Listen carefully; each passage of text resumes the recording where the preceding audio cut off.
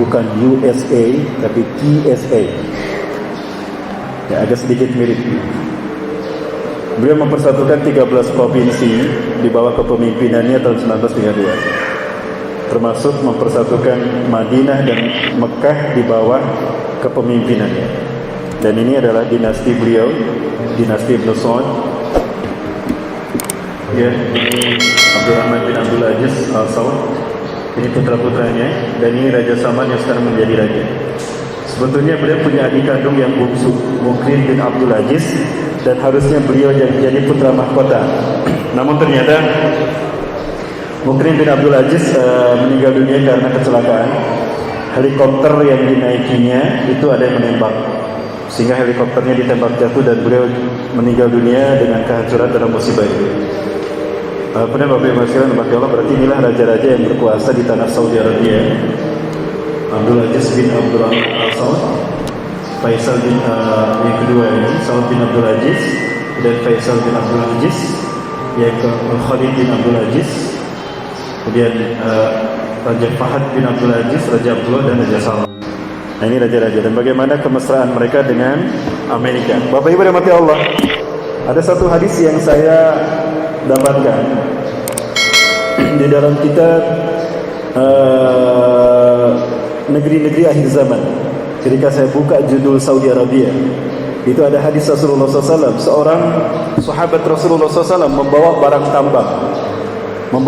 tambang hasil penggalian dari kampungnya, Bani Sulaim. Bani Sulaim itu di zaman Rasulullah, sekarang Saudi Arabia. Di zaman Rasulullah namanya Bani Sulaim. Ya Rasulullah, wajadu hada ma'din min ardi Bani Sulaim. Min ardi ya Rasulullah. Aku mendapatkan ini dari bumi Bani Sulaim. Dan ternyata masih banyak ya Rasulullah di dalamnya. Kaget Rasulullah SAW. Tak yakin, kamu yakin ini datang dari tempat? Iya, saya menggalinya ya Rasulullah. Saya menggali dan saya mendapatkan ini. Apa kata Rasulullah SAW? Sayuzharul ma'din min ardi Bani Sulaim. Akan digali barang tambang yang ada di dalam bumi Bani Sulaim. Emas mereka, minyak mereka, bahkan timah mereka, bahkan yang terbaik emasnya akan digali dari bumi Bani Sulaim. Wa sayuhsyaru ilaihim syirarun nasi fil alam, dan akan berkumpul manusia-manusia terburuk ke negeri Bani Sulaim. Ya, pertanyaannya Bapak Ibu sekalian, siapakah negeri yang terburuk tadi? Manusia-manusia yang terburuk di muka bumi akan berkerumun mengambil barang tambang Bani Sulaim. Bapak Ibu sekalian, Saudi Arabia berdiri 1932, 23 September 1932. 2 tahun berikutnya berdiri perusahaan minyak terbesar di dunia, Aramco, Arabian American Oil Company. Maka berbondong-bondong Amerika berdatang Saudi Arabia menggali barang tambang yang ada di bumi Bani Sulaim. Apakah itu yang dimaksudkan Rasulullah SAW? Saya khawatir kalau saya mengatakan iya, nanti saya difitnah kembali, cocok logi Bapak Ibu. Namun yang menarik terkait dengan Imam Mahdi Bapak Ibu. An Sauban radhiyallahu anhu qol, dari Sauban semoga Allah meridainya, qala, ia berkata, qala Rasulullah sallallahu alaihi wasallam, Rasulullah SAW bersabda, yaktatilu inda kanzikum, akan berperang di sisi perbenaran kalian, maksudnya Ka'bah, salah satu 3 orang laki-laki. Akan berperang di sisi Ka'bah kalian 3 orang laki-laki. Kulluhum ibnu khalifatin, 3-3-nya anak raja, putra mahkota. Khalifah di sini beberapa ulama berbeda pendapat. Ada memang saat itu khalifah, tapi tidak nyambung kalau dengan Saudi Arabia, karena Saudi Arabia itu mulkan. Jadi kemungkinan khalifah di sini maksudnya raja. 3-3-nya anak raja, putra mahkota. Summa la yasiru ila wahidin minhum, tapi kekuasaan tidak sampai pada mereka. Satu pun dari mereka tidak berhasil menjadi raja di bumi Mekah tadi. Summa tatu rayatus sud, kemudian muncul para pembawa panji hitam min kibalil masyriqi, dari arah Masjid. Rasulullah berdiri di Madinah mengarahkan telunjuknya ke timur. Fayaqtulunakum qatlan lam yaqtulhu qaumun, maka mereka akan memerangi kalian dengan cara berperang yang belum pernah dilakukan oleh seorang pun, satu bangsa manapun. Subhanallah, saya tidak hafal. Kemudian Rasulullah menyebutkan sesuatu yang aku tidak hafal.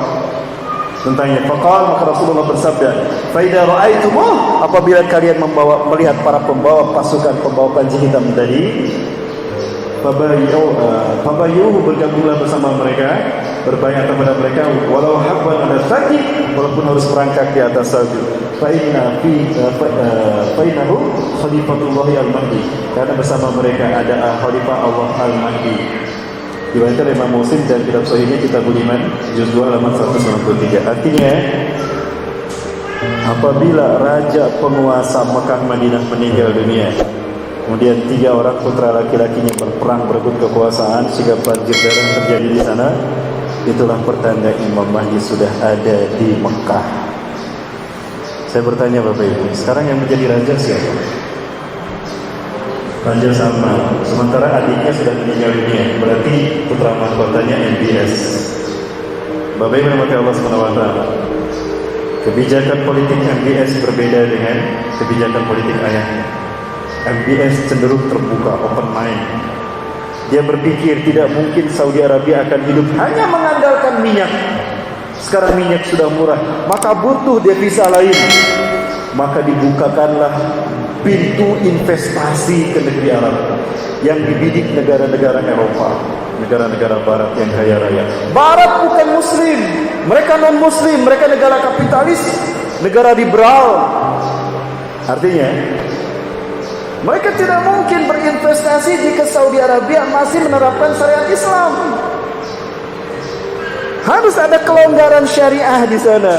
Maka apa yang terjadi? Maka tidak salah kalau Rasulullah SAW sampaikan, perang pertama yang dilakukan Imam Mahdi justru perang melawan raja-raja Arab yang munafik. Hari ini Bapak Ibu, sesuatu yang menyakitkan hati kita kembali, membuat luka lama tersayat kembali. Uni Emirat Arab, Dubai, mana lagi Bapak Ibu?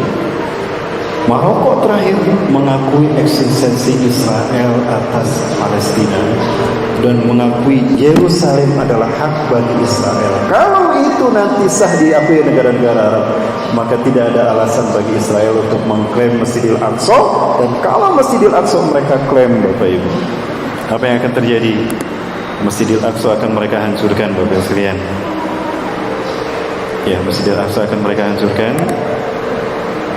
Kemudian akan mereka ganti dengan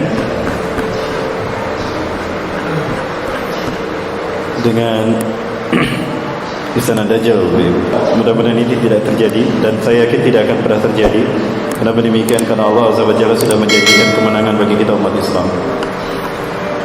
Bapak Ibu Allah Subhanahu wa taala, ini kita perlihatkan Masjidil Aqsa. Ini adalah kiblat kita yang pertama yang disebut Masjidil Aqsa itu dari sini Bapak Ibu sekalian. Nah, dinding ini di batas sebelah utara, di batas sebelah barat, dan Rasulullah kita Isra Mi'raj memasuki pintu ini. Dan ini adalah dinding satu-satunya yang tersisa dari istana Nabi Daud dan Nabi Sulaiman.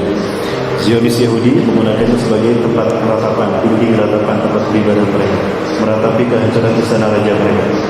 Rasulullah Isra Mi'raj memasuki pintu Babul Maghribah dan parkir buruknya di sini. Ini Masjid Damodrop, di dalamnya terdapat batu yang dinaiki Rasulullah Mi'raj ke langit, yang Mi'raj ke langit ke Sidratul Muntaha, atau yang disebut Kubatu Sohbah, kubah hijau, kubah kuning. Ini emas Bapak. Dan ini Masjid Kibli, disebut Masjid Kibli karena disinilah kaum muslimin di zaman Rasulullah SAW sholat pertama menghadap ke Ka'bah, dan itu sholat asar. Maka dinamakan Masjid Kiblat. Maka ada di bawah, maka sholat itu kemudian menghadap ke bawah sana. Dan di bawah lantai ini ada Masjid Marwani, tempat Rasulullah mengimami 1.500 Nabi dan Bani Israel ketika Isra Mi'raj. Ya. Kemudian Bapak Ibu Allah, ini yang mereka incar. Hari ini mereka sudah menghancurkan kiblat kita yang pertama. Tujuannya apa? Menghancurkan fondasi Al-Aqsa. Sesuatu yang mereka inginkan. Apabila gempa 6 skala Richter saja hancur Masjidil Aqsa.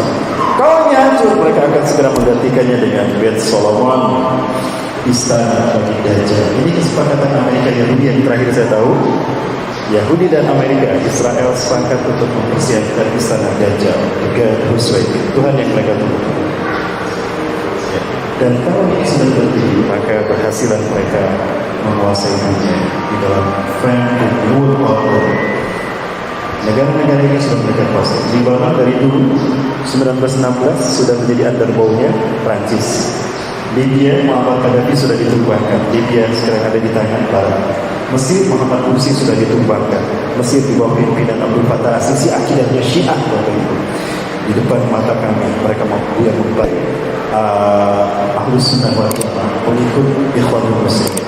Di lobi ada 3